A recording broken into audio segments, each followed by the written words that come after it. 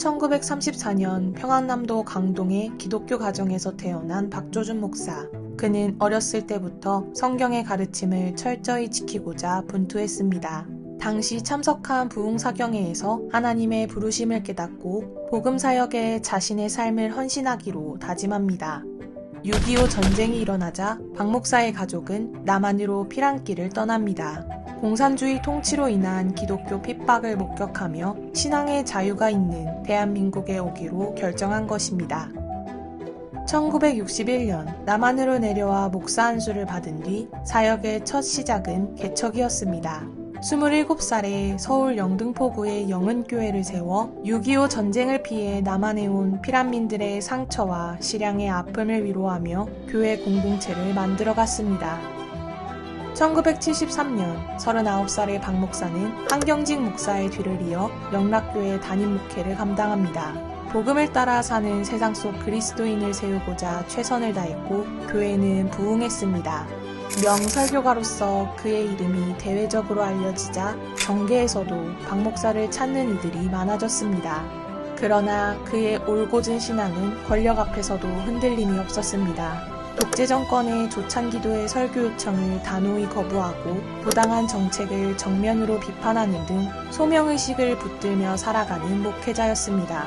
결국 군부 정권과 마찰을 겪고 미움털이 박히며 1984년 외화 밀반출 조작 사건에 휘말리게 되어 영락교회 담임 목사직을 내려놓게 됩니다.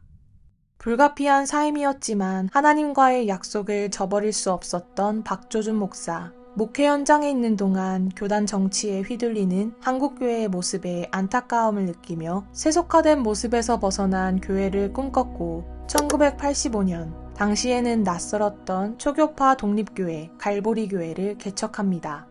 성도들이 복음 안에서 참된 자유를 맛보고 기쁨으로 주님을 섬기기를 바라며 18년간 목회를 이끌었고 1만여 명에 이르는 대형교회가 되었습니다. 담임 목사직을 은퇴했다고 그의 사명도 끝난 것은 아니었습니다. 박 목사는 그가 설립한 세계 지도력 개발원에서 자신의 풍부한 목회 경험과 노하우를 토대로 후배 목회자를 교육하는 목회 나눔을 진행했으며 지금까지 4만여 명의 목회자들이 이곳을 거쳐갔습니다. 현재는 교회들이 교단 정치에 휘둘리지 않게 하기 위해 설립한 국제독립교회연합회에서 교회다운 교회, 순수한 교회를 유지하는 목회자 모임을 지속하며 목회 현장에 있는 목회자들에게 힘과 용기를 주는 사역을 감당하고 있습니다. 우리는 각자가 다 사명을 가지고 태어났습니다. 이 세상에 무의미하게 던져진 존재는 아무도 없습니다. 목사의 사명은 뭐냐? 잘못된 건 잘못되다 해야지 누구 눈치 보고 기업가 보고 정치가 보고 학자 보고 눈치 보고 하는 게 아니잖아요. 사명. 하나님의 심부름이에요. 돈이 있어가 아니라 권력이 있어가 아니라 학문이 있어서가 아니라 우리는 적어도 하나님의 대사라고 하는 긍지를 가지고 사는 게 목사 아니에요. 나는 그렇게 세상에 부러운 게 아무것도 없잖아요.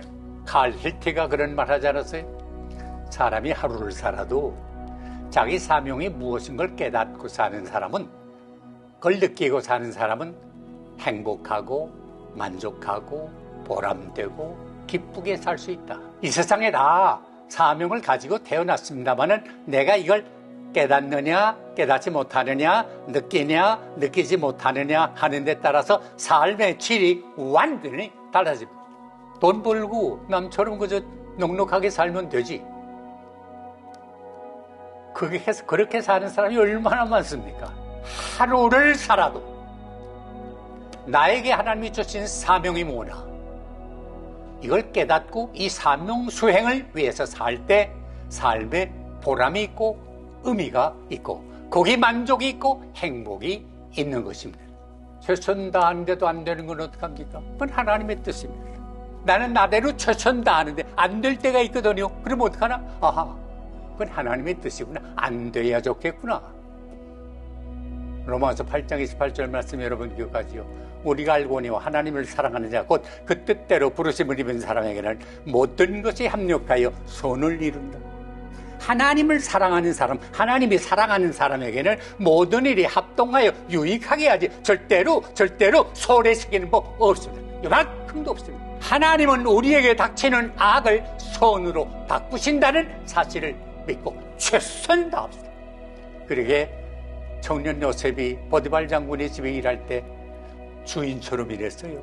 노예가 되지만 노예처럼 눈치 보며 일하지 않았어요. 그저 보는 말든 자기 최선 다해서 일했더니 요셉을 통해서 그 가정이 형통했다.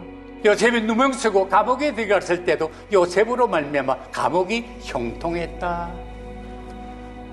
사랑하는 크리스천 리더 여러분, 여러분이 어떤 분야에서 일하고 계시든지 간에 여러분은 복의 근원이 되고 복의 통로가 돼서 여러분의 회사가, 여러분의 학교가, 여러분의 법인이 뭐든지 형통하는 축복이 함께 하시기를 바랍니다.